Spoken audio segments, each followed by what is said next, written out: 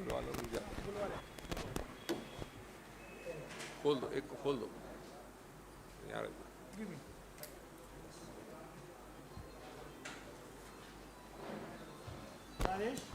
कैसे हैं सब लोग?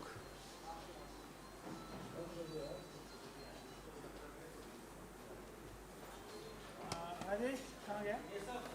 लिंक तैयार है?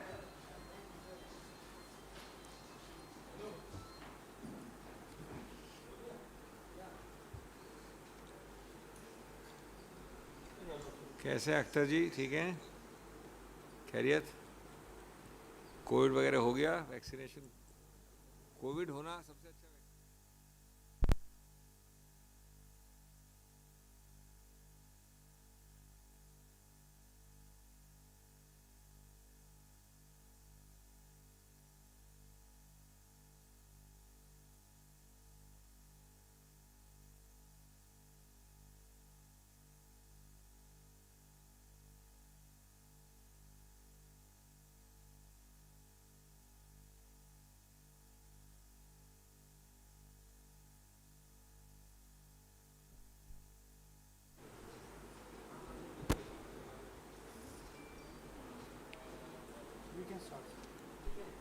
पीटीआई वैसे चेक कर लो, ये नहीं पीटीआई, ये नहीं से पीटे जो कह रहा था मैं देख रहा हूँ उसको।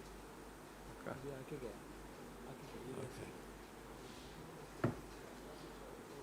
हेलो, करें शुरू?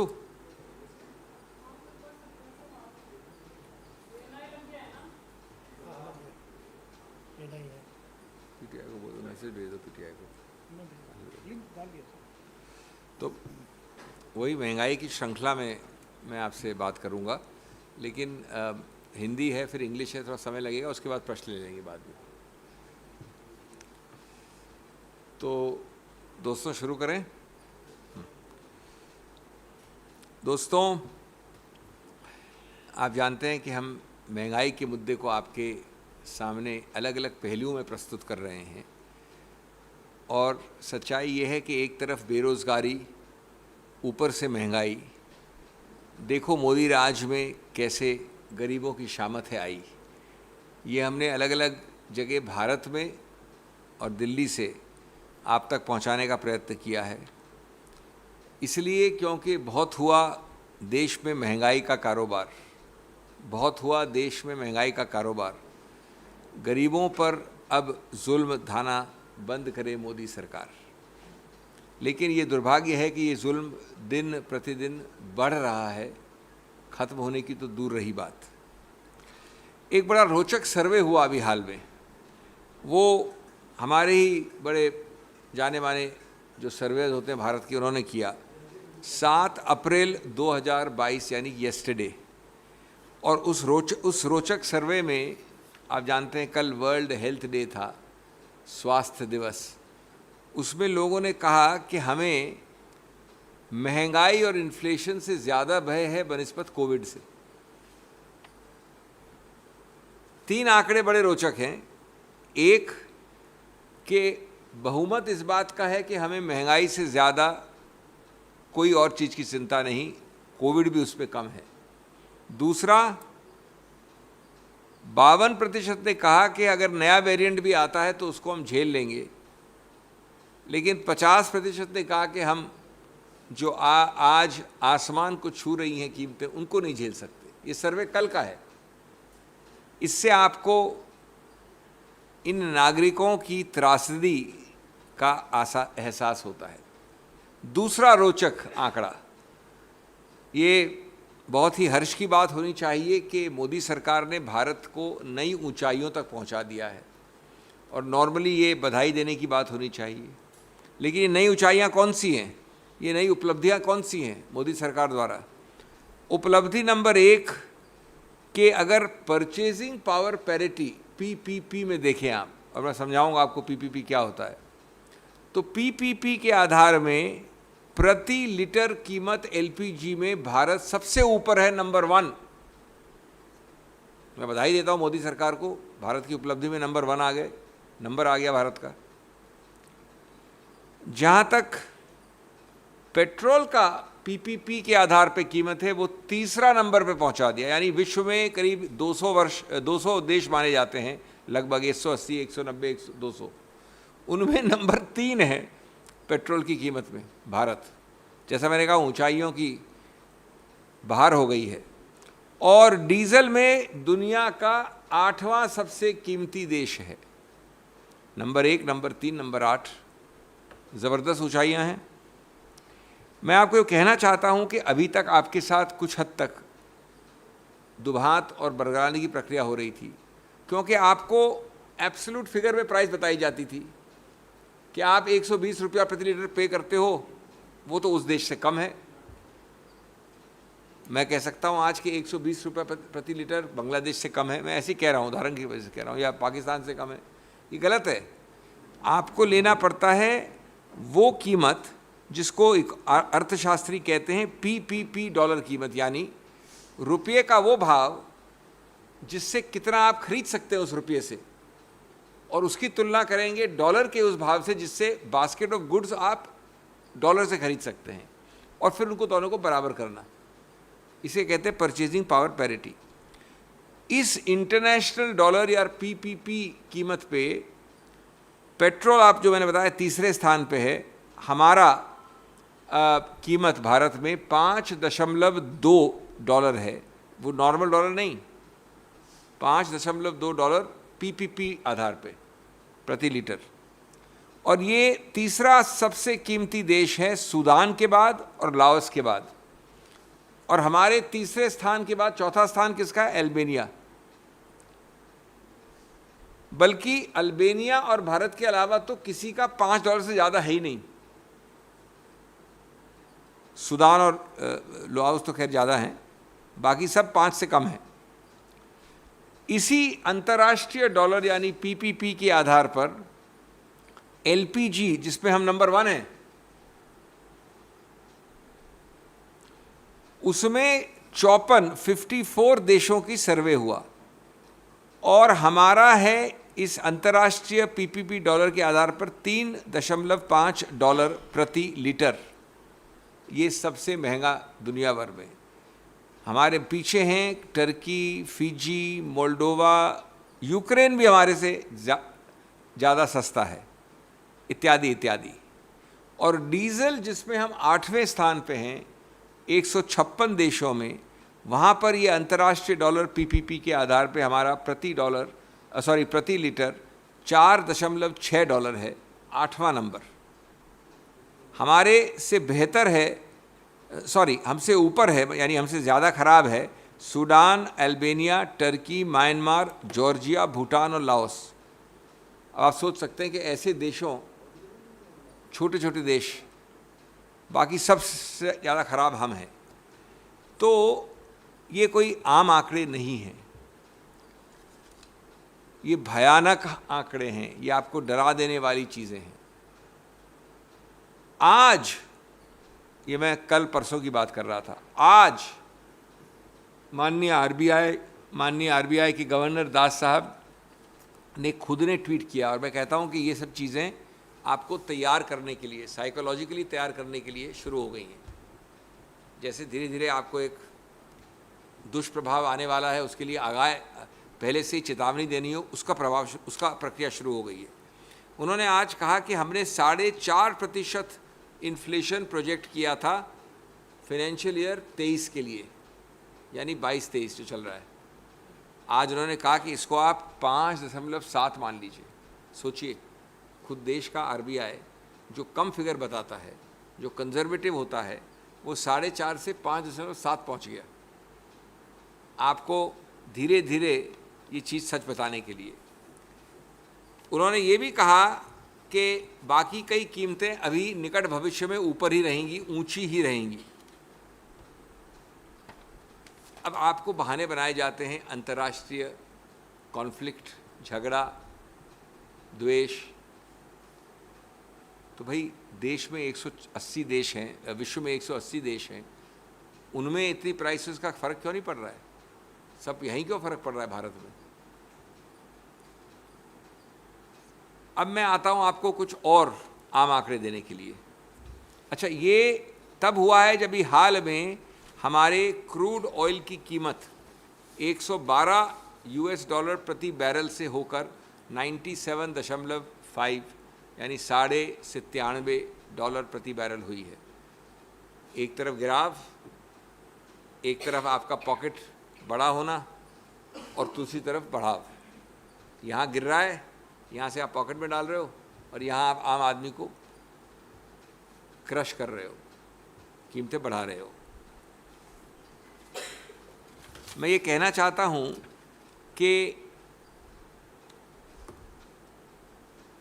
ये जो इन्फ्लेशन की अब बात कर रहे हैं,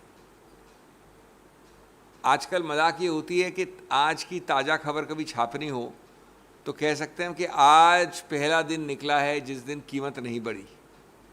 कीमत नहीं बढ़ी ये बहुत बड़ी खबर हो जाती है। 16 दिन में 14 बार पेट्रोल और डीजल का कीमत बढ़ाई गई है। पिछले 16 दिन में पेट्रोल और डीजल 10 रुपया प्रति लीटर बढ़ गया है। 26 लाख करोड़, मैं आपको बहुत कम आंकड़े दे रहा हूं लेकिन कुछ आवश्यक हैं। 26 लाख करोड़ रुपये 8 साल मोदी सरकार ने एक्साइज ड्यूटी, जिसके कारण वो पेट्रोल और डीजल से रुपया कमाते हैं, ड्यूटी लगाई है एल्यूमिनियम के ऊपर। और ये जितने नाम लिए मैंने, ये एल्यूमिनियम पे बहुत बड़ी मात्रा पे आधारित हैं। 30% अगर आप ड्यूटी बढ़ाओगे तो आप समझ सकते हैं कि ऐसी चीज़ों पे कितना फ़र्क पड़ेगा। AC, TV, fridge, LED bulb, कहीं 15% बढ़ोतरी हुई है, कहीं 25 हुई है, कहीं 30% हुई है। मोबाइल भी, आज मध्यम वर्ग इनके बिना काम नहीं चला सकता। आज सच्चाई ये है कि मोदी सरकार बेशर्म हो गई है। उसको आँख की शर्म, जनता की शर्म, देश के किसी भाग की शर्म हट गई है। 8 महीनों का चरम सीमा है 6% की इन्फ्लेशन रेट रिटेल लेवल पे, रिटेल स्तर पे। 13.11% है होलसेल स्तर पे, 6.07 और 13.11 होलसेल पे। आज खाद्य पदार्थों की आप बात करें तो सितंबर के पहले लगभग 6.8% ये आंकड़ा पहुंच जाएगा। 6.8। अभी 14 महीनों की सीमा है 5.43 ऑलरेडी। अभी जब मैं बोल रहा हूं आपको 5.43 14 महीना हाई है खाद्य पदार्थों में, और इसको सभी अर्थशास्त्री मानते हैं कि 6.8% सितंबर के पहले हो जाएगा। आजकल तो मिर्ची भी मुफ्त देना, जो बेचने वाला है सब्जी, उसने बंद कर दिया है। मेरे को कम से कम हाल की 2 दिन पहले की प्राइस मालूम है। आलू जैसी चीज़ 25 रुपये प्रति किलो हो गई है। कैप्सिकम 100 रुपये हो गया है। 25 के पहले आलू 10 रुपये था। और जैसा मैंने कहा, मिर्ची देने से तैयार नहीं है। बाज़ार में हाहाकार है, कैसे आएंगी सब्जियां, कैसे चलेगा खर्च। अब तो सब्जी वालों से देना बंद कर दिया है मुफ्त की धनिया और मिर्च। ये हालत कर दी है इस सरकार ने आपकी। और अंतिम बिंदु, इंग्लिश में आपको संबोधित करने से पहले, वो ये है कि जो कई चीज़ें आपने ऐसी बढ़ाई हैं, और विशेष रूप से पेट्रोल और डीजल, जिससे कि अक्रॉस द बोर्ड परोक्ष रूप से बाकी सब चीज़ें बढ़ जाती हैं।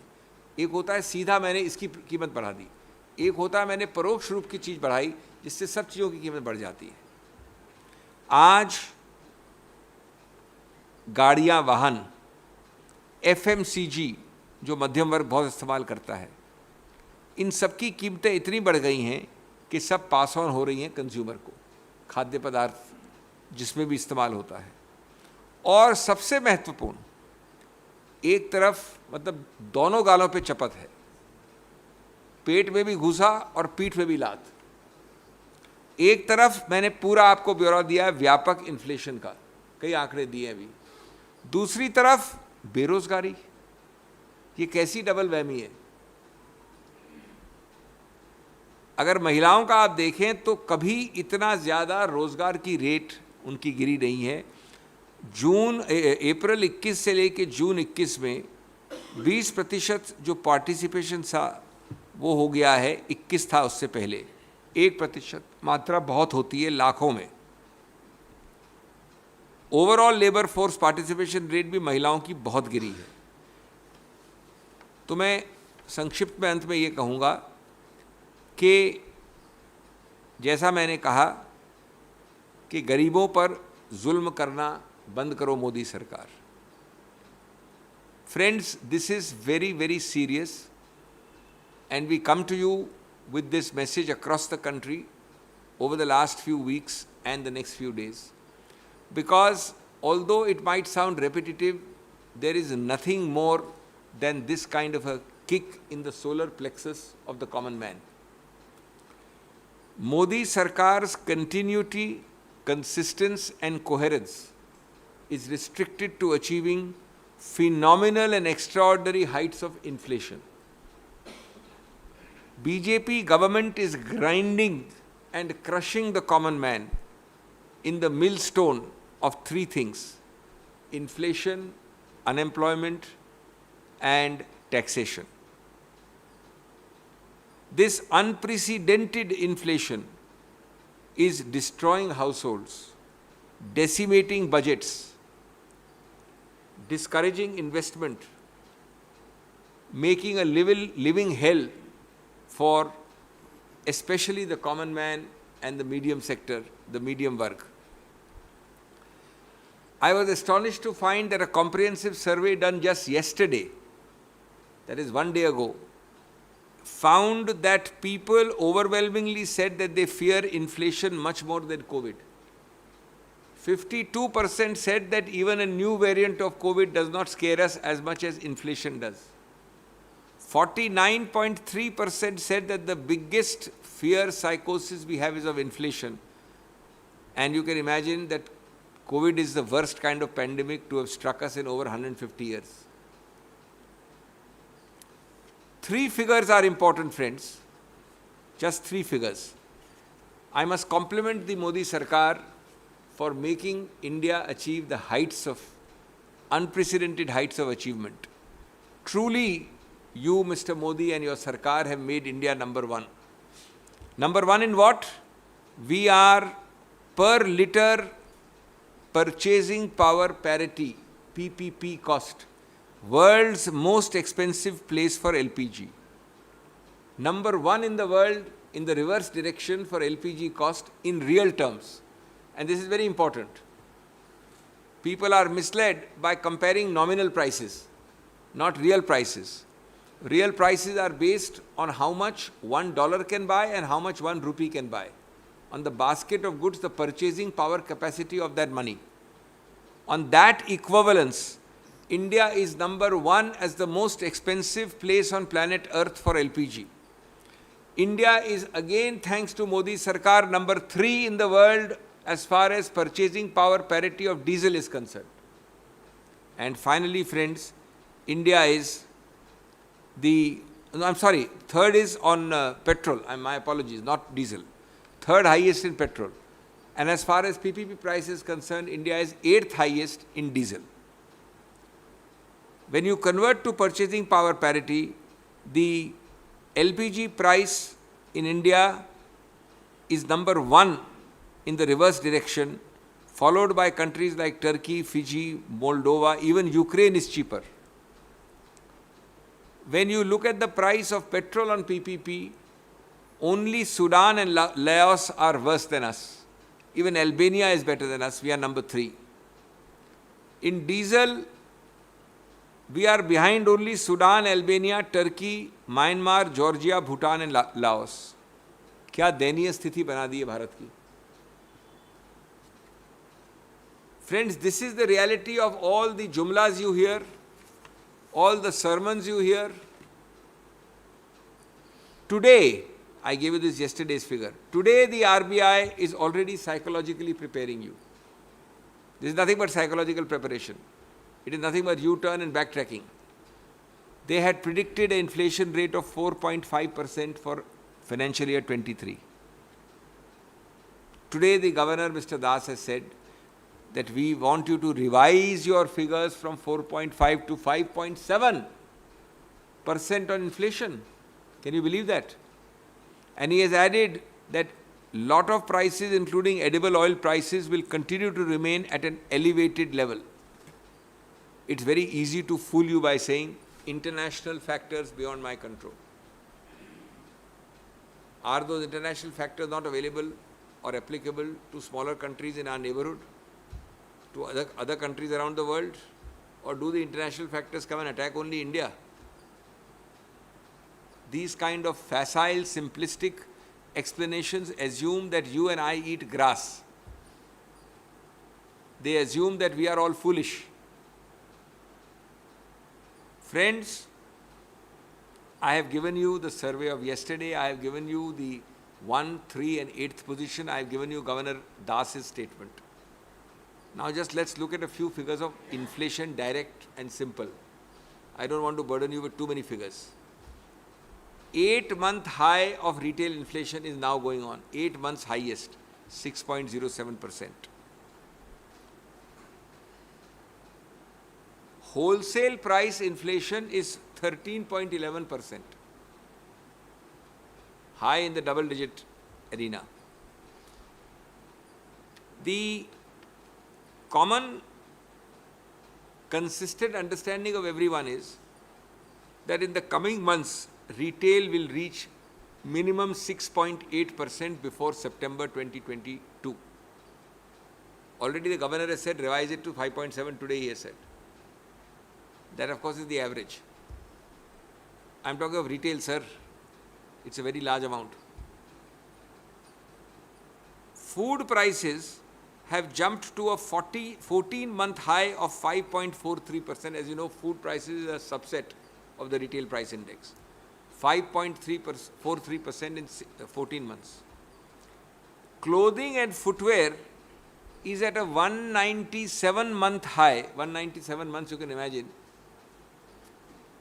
is almost 15 to 20 years. It's the highest at 8.84%. These are all Aam Aadmi purchases. Most important, friends, and most sad and most distressing, vegetables. As you know that your vegetable vendor has stopped giving you free mirchi also, green chilies also. Do you know that potatoes are now 25 rupees per kilogram? They were 10 rupees per kilogram. Capsicum, of course, is riding high at 100 rupees per kilogram.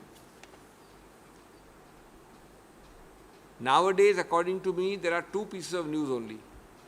Today is a special day. There is no increase in petrol, diesel or LPG. That is the news.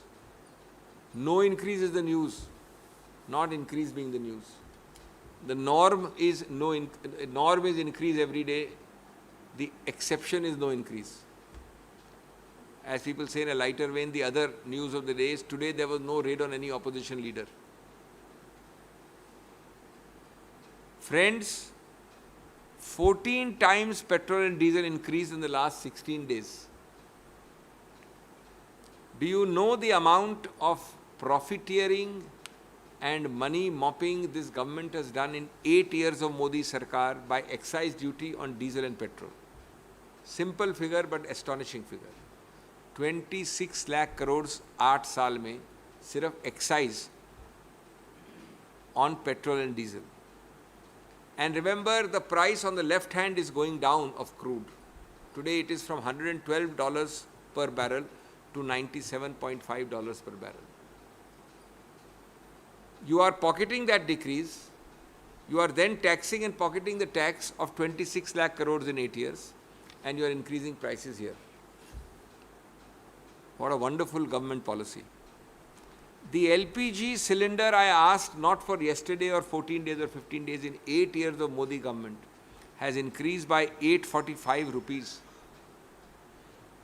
845 rupees in this 8-year period. Is the Modi Sarkar seeking revenge against our Annadatas because they stood up and did an abhiyan and an andolan? It seems so, because they have increased the price per DAP bag one bag is of 50 kilograms, they've increased their price by 150 rupees per bag. That's only the increase of fertilizer. They have gone and imposed duties up to 30% on a multi-product product like aluminium. Now, aluminium is what is known as a basic product which affects the price of TV, AC, fridge, LED bulb. Today, many of these for the medium sector are not luxuries. This 30% increase in raw material aluminium has meant 15 to 20% increase in all these items which I have said, which are the basic consumption items of the Madhyam Varg. Friends, lastly, the indirect tax is the worst. This petrol, diesel, LPG alone is enough. You increase it, it cuts across all sectors. Take auto for example. Do you know how much increase the auto sector is facing? Not because they want it, it's based on fuel. Do you know FMCGs? Because transportation is under every product. And the last and the most important point, perhaps, it's a double whammy. As I said, it's a kick in the solar plexus and it's the kick on the back. It's a terrible double whammy. With inflation going at these figures, you are also having highest achievements of unemployment rates. How is the poor man, the ordinary man, the Madhyam Varg going to live with a double whammy, a double kick, front and back, of inflation unprecedented and unemployment deplorable levels? Thank you very much.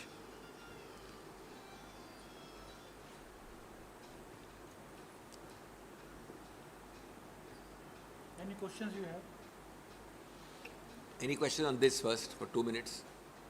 Then we go ahead.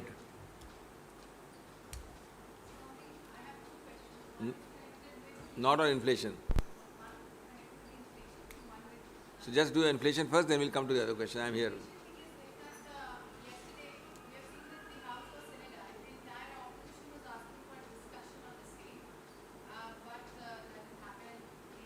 You have answered your own question. I mean, is it possible that you can adjourn the House? We are not going to hit you on the head and get a price decrease. We are begging you to give us the excise duty pass through. But you are not even allowing a discussion. Why? Your question is extremely important because of why? Because what I have just said will be said in the House. I would have said 80% of this in the House. And the House is the temple of democracy through which we speak to the public of India. So you are scared. You want to censor these words and discussion. That's why we have to come to you again and again across the country. We have had this system on almost every day in all parts of the country, including Delhi. I can understand you don't agree with us. I can understand that you don't do anything to actually listen to the suggestion which I made. But you are not even allowing a discussion. And let me tell you something funny. Yesterday was 7th. The last day was anyway 11th. And beach mein Saturday, Sunday. For 2 days you curtailed it. Curtailed for what? For which election? For which logistical visit of the Prime Minister abroad? Only because you are scared of even discussing inflation. Forget doing something about it. That is far from you. But discussion you don't want. I condemn it. The country sees through it. And I think ये मैं हिंदी में भी बोल दूँ यही चीज़ because I think संसद का एक महत्वपूर्ण प्रश्न उठाया आपने. मैं समझता हूँ आपका प्रश्न अत्यंत महत्वपूर्ण इसलिए है क्योंकि संसद का आपने मुद्दा उठाया है. ये हमारे लोकतंत्र गणतंत्र का मंदिर है. आपका संसद का ये सत्र 11 तारीख को ख़त्म हो रहा था और वैसे भी 11 को ज़्यादा काम नहीं होता है. कल थी 7 तारीख, बीच में सैटरडे संडे है, बल्कि आज तो फ्राइडे है, प्राइवेट मेंबर्स बिल भी होता. एक दिन आपने काट दिया 7 तारीख को क्योंकि आप चाहते भी नहीं हैं विचार विमर्श तक महंगाई पर. महंगाई पर कुछ ठोस कदम उठाना छोड़ दीजिए. महंगाई पर 26 लाख करोड़ आपने एक्साइज ड्यूटी 8 साल में लिया है पेट्रोल, डीजल और एलपीजी में, उसके बारे में 5 लाख करोड़ वापस देना छोड़ दीजिए. क्रूड की प्राइस 112 से 97 हो गई है, उसको पास ऑन करना छोड़ दीजिए. आज क्या हो रहा है? आप आदान प्रदान विचार विमर्श करने से डर रहे हो संसद में. एक दिन चल जाता संसद तो क्या होता? बल्कि मैं तो कहता हूं कि फ्राइडे का प्राइवेट मेंबर्स बिल को निरस्त करके उस दिन भी आपको महंगाई 2 दिन रखनी चाहिए थी, लेकिन आप में भय है, क्योंकि सच्चाई सब जानते हैं, और सच्चाई सिर्फ भय से या सत्र को निरस्त करने से छुपती नहीं है।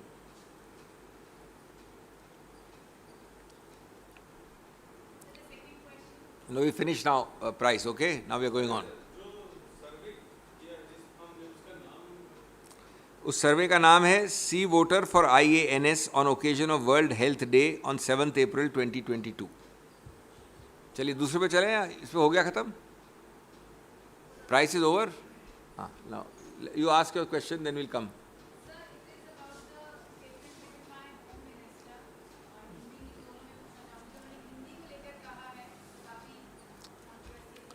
देखिए, फिर आपने एक प्रकार से मेरी प्रेस कॉन्फ्रेंस को प्रमाणित कर दिया है, शायद अनायास।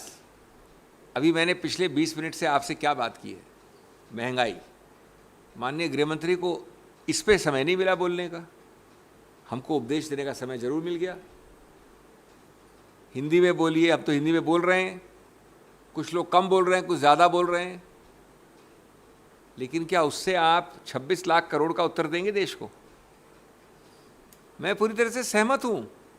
आप उद्घोष करिए कि भाई ज़्यादा बोलो हिंदी में, कोई आपत्ति नहीं है, लेकिन आप बेरोजगार के बारे में भी तो बोलिए कृपा करके, माननीय गृहमंत्री, माननीय प्रधानमंत्री, इस बारे में भी तो बोलिए कि 26 लाख करोड़ का आप कुछ तो दीजिए हमको वापस महंगाई के एक्साइज ड्यूटी के आधार पे। इस बात पे तो बोलिए कि क्यों इस देश में सिर्फ आज विभाजन की बातें होती हैं। इसलिए आप आज एक चीज पे लगे हैं, मोड़ना डिस्कशन को, घुमाना, बरगलाना, बहकाना, बाधा डालना, स्पष्ट बात नहीं होने देना, सच्चाई बाहर नहीं आने देना। आप ऐसे मुद्दे को बोलते हैं जिसपे कोई खास विवाद नहीं है। और एक चीज और बता दूं मैं आपको हिंदी के विषय में, आज हमारे देश में पिछले 50 साल से हिंदी विवादित मुद्दा नहीं रहा है। कांग्रेस की नीतियों से 1960 से जो हमने 3 लैंग्वेज फार्मूला, 3 भाषा फार्मूला उठाया है, वो बहुत हद तक समय के साथ चला है। आपको पता है कि 60 के दशक में लैंग्वेज राइट्स, भाषा के दंगे हुआ करते थे, वो नहीं होते हैं। आप आज उकसाने की राजनीति में लगे हैं, आज आप विभाजन की राजनीति में भी लगे हैं, और जो आपकी सरकारियों समितियों ने आज 60 साल से नहीं कर पाए हिंदी के लिए, वो आपके चैनल्स अब कर रहे हैं। जब मैंने शुरू किया था यहाँ पर, तो कई लोग दक्षिण से हो, पश्चिम से हो, पूर्व से हो, बड़े स्वाभाविक रूप से जाते थे चैनल में हमारे साथ। उस ज़माने में ओबी वैंस नहीं हुआ करती थी, और जैसे भी हिंदी बोलते थे हिंदी खुले रूप से, क्योंकि आप उनको बाध्य नहीं करते थे, उनको आप कॉन्शियस नहीं करते थे। लेकिन आपका तो एजेंडा दूसरा है, न भाषा आपका एजेंडा है, न महंगाई आपका एजेंडा है। आपका तो उत्तेजनापूर्ण वातावरण, विभाजन और राजनीतिक झगड़े। एक सर्वे रिपोर्ट के अनुसार एलपीजी, हाँ नहीं, इनको late again, possibly unknowingly and unintentionally, you have proved the validity of my entire press conference. What was my press conference for 25 minutes, 30 minutes about? I gave you facts and figures, shocking, scary, how people are more scared of महंगाई and inflation than COVID, how people have lost 26 lakh crores in excise duty in 8 years, with not even 5 lakh crores given as a pass-through during COVID, how prices have achieved, India has achieved great number 1 status under Modi ji on parity of 1st position in LPG, 3rd position in petrol, and 8th position in diesel in the world. Amidst all this, the Honorable Home Minister has time to remind us and sermonize us about Hindi. I have already answered in Hindi. I am a great supporter of Hindi, but not of imposition, not of provocative politics, not of divisive politics. First of all, will your Hindi sermonizing solve either inflation or unemployment? No. Your object is digression, diversion, derailing. Secondly, Your object is to create mutual distrust by imposition, by coercion. Today, let me tell you two things, both from personal experience and historical experience. The three-language formula of the 60s has stood the test of time. Language riots of the 60s have fortunately become a dim memory of the past. Don't conflagrate. And let me tell you, with the crores and the lakhs you've spent in decades for promotion of Hindi, far, far more has been done, for example, by the media visual channels in the last 10 years alone. In the days when there were no OB vans, people from all south, west, east, Kashmir to Kanyakumari would go and speak in channels, whether they knew half Hindi, broken Hindi, full Hindi, in a natural, spontaneous manner. Why? Because he was not imposing his Hindi on me and I was not imposing my English on him. That is what you are trying to do. So therefore, don't give us sermons. इधर उधर की बात न कर, बता के काफिला लुटा कैसे.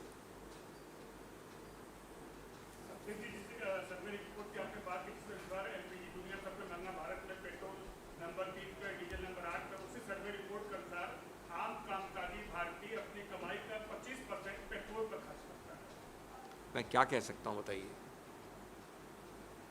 ये तो बहरे कानों पे, गूंगी आवाज़ों पे पड़ रहे हैं आपके शब्द.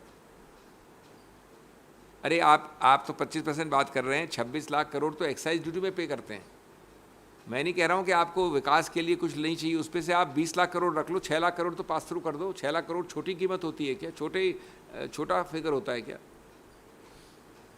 8 साल में इस सरकार ने सिर्फ एक्साइज, और एक बड़ी रोचक बात यह है, जब मैं इसकी कीमत बढ़ाता हूँ या बढ़ती है तो एक्साइज भी बढ़ता है. तो आप तो सिर्फ टैक्स कलेक्ट कर रहे हो. 25% तो मैं कम मानता हूँ जिसको आप कह रहे हैं. 26 लाख करोड़ रुपए जो मिले उसमें से आप कुछ तो दीजिए वापस.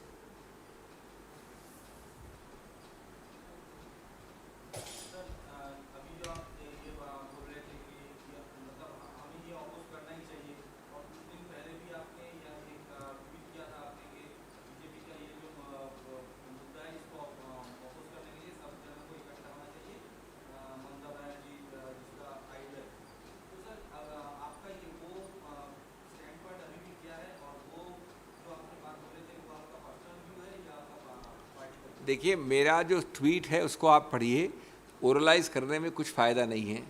उसमें एक शब्द, एक कॉमा, फुल स्टॉप में कुछ परिवर्तन करने की आवश्यकता नहीं है. वो कम से कम 2 हफ्ते 3 हफ्ते पुराना है. मैंने सिर्फ उसमें इतना कहा है और मैं कहना नहीं चाहता वापस, क्योंकि जो लिखित होता है उसमें परिवर्तन नहीं होना चाहिए.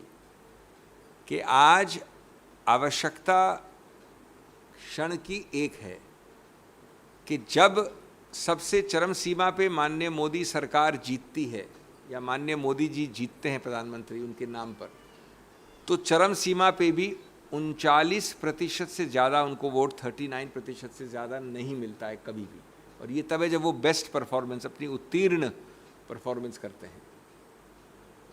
इसका मतलब है कि जो बैलेंस, जो बाकी 61% वोट है, उसका अगर आप 80% वोट विभाजन न होने दें तो मोदी सरकार की पराजय निश्चित है.